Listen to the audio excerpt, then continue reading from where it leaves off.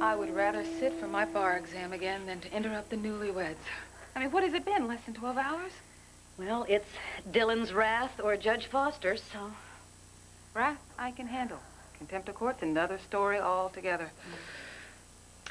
Hey, can't live forever. Right you are.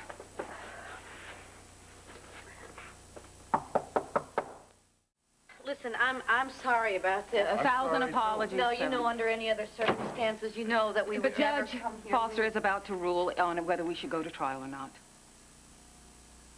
This morning, now, this morning? Listen, if we want to enter justifiable homicide as a defense, we need to be in the courthouse in an hour.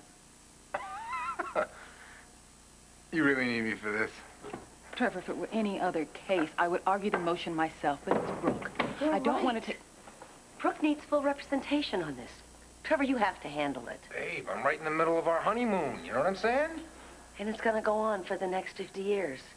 So get yourself over to court. Brooke needs you at this hearing. Did I marry good or did I marry good, huh?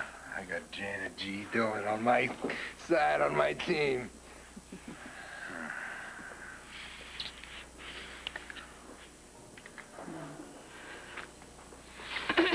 Counselor. Trevor, listen, I know you've got a terrific new wife, and I'm really sorry about the inconvenience, but maybe you should throw on some clothes and come to the courthouse with us. I'm just saying goodbye for crying out loud. Yeah. Trevor, I'm going with you. I'm just saying goodbye to my honey. It's our honeymoon, honey. It's your honeymoon. And I want to spend it with my husband. That's why I'm going to go with you, okay? Wow. Isn't she great? I Let's love get you. dressed. Come on. We'll be back in a jiff, okay? Okay. This should be very interesting. At the very least, you have a very unique basis for appeal. How's that? Counsel was so besotted with love that he loused up your case. Could get you a new trial. No, I think one time around is enough for me. Let's win the first round, okay?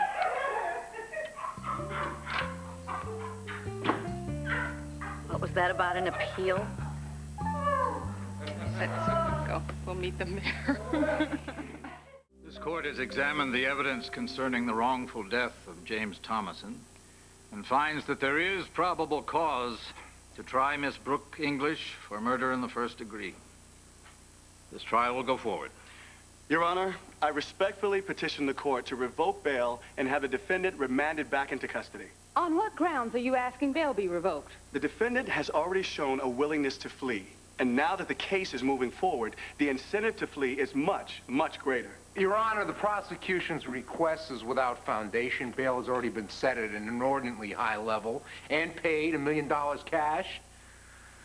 Miss English is a vital and responsible member of the community. She has a house here. She has a family here. She runs a homeless shelter here. She owns and manages a national magazine located in Pine Valley. Her roots are here. Her family, her home, her job. She ain't in no danger of fleeing no jurisdiction. Bail will be continued, Mr. McLean, unless you can present hard evidence that the defendant is indeed contemplating flight. If the defense has any additional motions, I'll entertain them now. Yes, we do, Your Honor.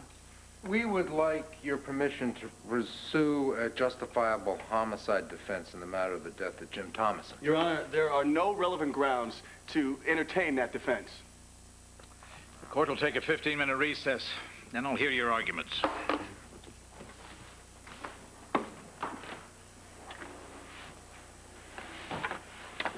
Listen, if he was going to allow us to argue justifiable homicide, why wouldn't he say it straight out? No, judges always take some time to determine on motions like that. Yeah, and plus we have a better chance with a motion. Absolutely. I mean, there's certainly been precedent set. How about the Commonwealth of Pennsylvania versus Jane Burns? Wait, how did you know about that case, Janet? Well, I'm no stranger to the law. I even defended myself in court once. But I'm sure I don't have to remind you of that. Beauty, a walking law book.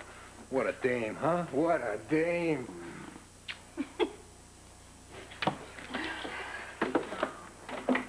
You know what, Brooke?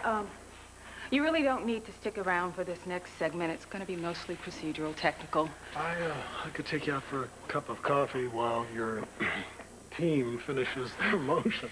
That would be a great idea. Thanks. Absolutely. Thanks. Listen, thank you, all right? And when you can tear Trevor away, thank him for me, too. Will do. Good luck. Thank you. Let's go.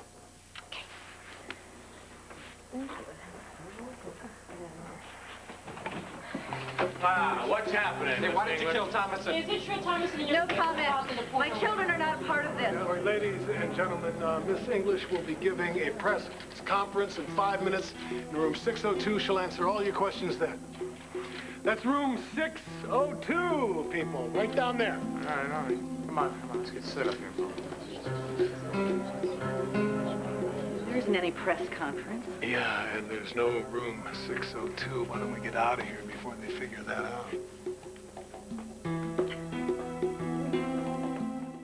He boasted that he knew the location of Brooke English's son, said that he would make lurid photographs of her son, just the way he made lurid photographs of her daughter. Miss English feared that Thomason would do even more than photograph the child. In fact, she feared that he would kill the child as payback for her actions. She knew he was a killer. Provocation, he would kill again. But Thomason had proven himself to be fearless, irrational. Your Honor, the defense is trying to put the victim on trial. Mr. Dillon, Miss Keefer, be careful. Now, the state concedes that Thomason had a criminal past, even that he may have been mentally unbalanced.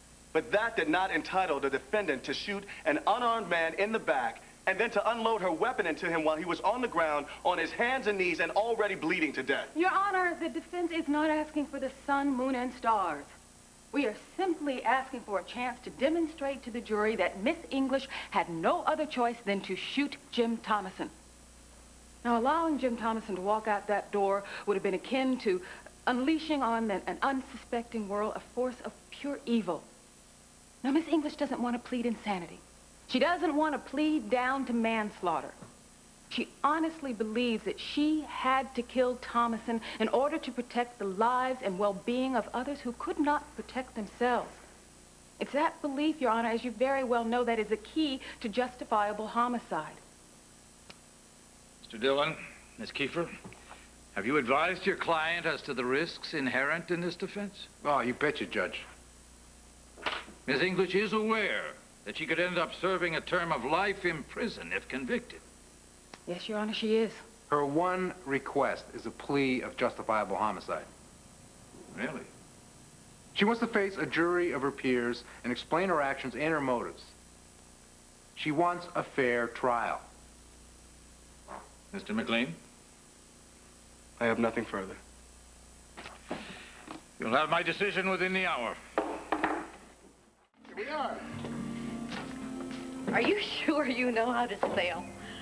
Yeah, I've been sailing since I was 6-year-old. Mm-hmm. Boating on the Danube? That and other places. The bathtub? All right, I'm gonna have to tell you the whole story, aren't I? My father, Hugo the Horrible, he wanted me to rule the waves besides ruling the steps, so he hired a sailing instructor to teach me the ropes. A sailing coach? An American Cup winner. I am very impressed. As I should have been, but I wasn't. All I wanted to do was sink the boat. I mean, come on. You know, the sound barrier had been broken. All my father wanted to do was invest hundreds of thousands of dollars in yachts. I wanted to move. I didn't want to creep along. Hence the jet instead of the sloop. Right, sailing is slow. Better to scuttle the boat and swim to shore, you mean? Yeah.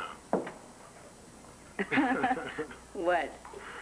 It's just, all right. There was this time when I drilled a hole right in the middle of my father's handmade antique guide book. I then filled the hole with soap. I waited for the soap to melt, the boat to sink, and then I got to see my father swim all the way to shore. Oh, boy. I have to say, that is the Dimitri I think that people know, the one who pushes things to the edge. Yeah, well, if you don't push, you know, you're not going to find the edge. What did your father do when he got back to shore? He beat the tar out of me with his belt. I bet you weren't laughing then. Actually, I was laughing, which made him hit me that much harder. Come on, let's take her out. You want me to go out on the water with you? Brooke, I promise I don't sink boats anymore. No, it's not the getting wet that concerns me. What then? It's the sailing under false pretenses. The what? I know what you're doing, and I want you to stop.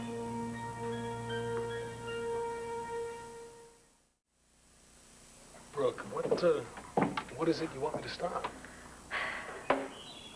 The cheering up of Brooke English. Dimitri, I'm not going to disintegrate. Whoa, did I say you were? Now, I know you're capable of fighting off barbarian hordes. I know it. I'm not afraid either. I didn't even entertain that thought. Good. Look, after the plane crash and, you know, everything else that happened with Jim, believe me, I have permanently retired any victim label. All right, brother. Look. Before you convinced me of being a nice guy, I went to the courtroom this morning because I also have a vested interest in the outcome of the case. I mean, that scum nearly killed Edmund and I want to close the book on him, too. Closure. That's a good cover story. Oh, come on. Aren't you neglecting your vast entrepreneurial empire? What? I happen to have been married to a capitalist titan at one time, if you'll remember, and I really don't recall Adam ever taking a day away from his moguling to go rowing on the lake. Well, I did my moguling before breakfast. Oh, the early bird, etc. Exactly. Come on, the lake awaits. You have to promise me one thing. You're not going to sink us, okay? I'm going to make you promise the same thing. That's a deal.